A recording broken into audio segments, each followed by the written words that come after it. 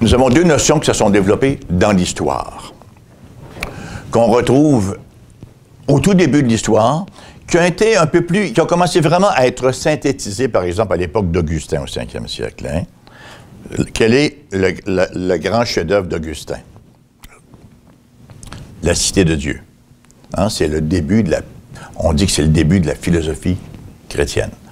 Augustin écrit effectivement qu'il y a deux cités, la cité de Dieu et la cité de l'homme. Et les deux sont mutuellement exclusives. Et ça s'est poursuivi tout du long. Aujourd'hui, ça s'exprime un tout petit peu différemment, mais c'est la même pensée. Il y a un mouvement qui s'appelle, vous avez peut-être déjà vu ça, le théonomisme.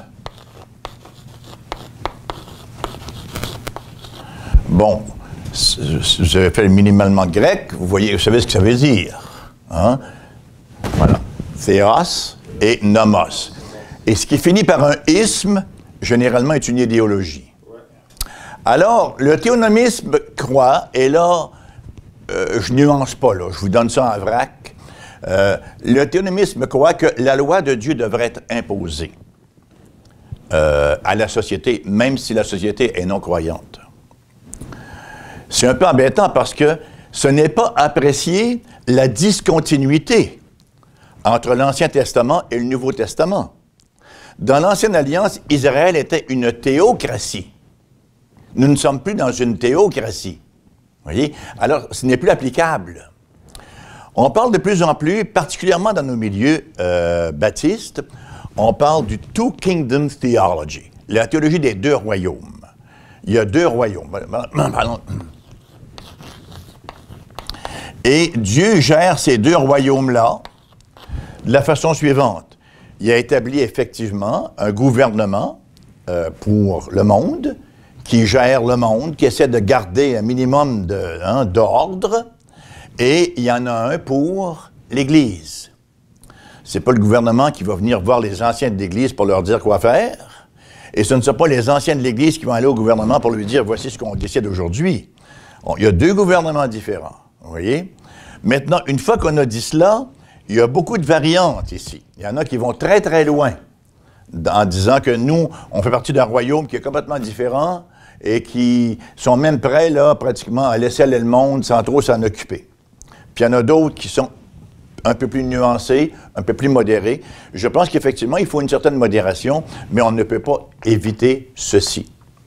Hein, on parle, dans l'éthique chrétienne, entre autres, de la possibilité de la désobéissance civile. Quand? Lorsque le gouvernement civil nous demande de faire quelque chose qui va à l'encontre de ce que Dieu nous demande.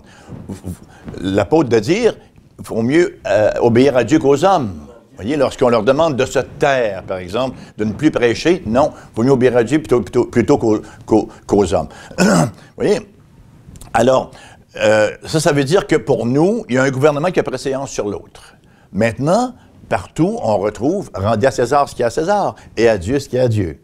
Alors, on doit payer nos taxes, parce que les taxes servent effectivement à avoir les policiers, à avoir de l'ordre. Et gloire à Dieu pour la grâce commune qui fait en sorte que le monde n'est pas aussi corrompu, malgré qu'il l'est énormément et qu'il l'est de plus en plus, qu'il pourrait l'être. Il y a quand même un ordre certain. On peut sortir dehors sans risquer de se faire tirer, ou vous voyez, on peut prendre l'avion en s'assurant que ça va voler un petit bout de temps parce qu'ils ont fait le travail nécessaire pour la faire voler. Vous voyez? Ça, c'est la grâce commune de Dieu. Alors, il y a cette double réalité-là dans laquelle nous vivons. Le monde et l'Église. Maintenant, une fois qu'on dit que nous ne sommes pas théonomistes, ça ne veut pas dire que nous ne sommes pas théonomes. Est-ce qu'il y a d'autres lois que la loi de Dieu? Nous sommes théonomes, hein? Excepté que notre application de la loi de Dieu se fait différemment. Parce que la loi de Dieu doit toujours prendre en compte le contexte historico-rédemptif. À quel moment de l'histoire de la rédemption sommes-nous pour appliquer telle loi? Prenons par exemple la loi morale du sabbat. Dans l'Ancien Testament, c'était le samedi. Hein, c'était à l'époque dans cette section, dans cette portion de l'histoire historico-rédemptive, c'était le samedi pour une raison très, très simple. C'est que Christ n'était pas encore venu. Alors, on commençait la semaine en vue du repos qui venait. Dans le Nouveau Testament, c'est le dimanche, parce qu'on commence déjà la semaine en se reposant, puisque Christ a acquis. Alors, dépendamment de l'époque de l'histoire de la rédemption, les lois qu'on appellerait apodictiques s'appliquent un tout petit peu différemment. Alors voilà, alors nous sommes théonomes, bien sûr, et nous croyons que le gouvernement, bon, il y a des choses qu'on aimerait que le gouvernement fasse, qu'il ne fait pas.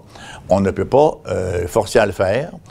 On ne peut pas, par exemple, si le gouvernement légalise l'avortement, on n'a pas le choix de vivre avec. On n'a pas le droit d'entrer avec des bombes dans les cliniques d'avortement et de faire sauter la place. Par contre, on a le droit de refuser si le gouvernement nous forçait à l'avortement. Et d'ailleurs, notre position éthique devient de plus en plus délicate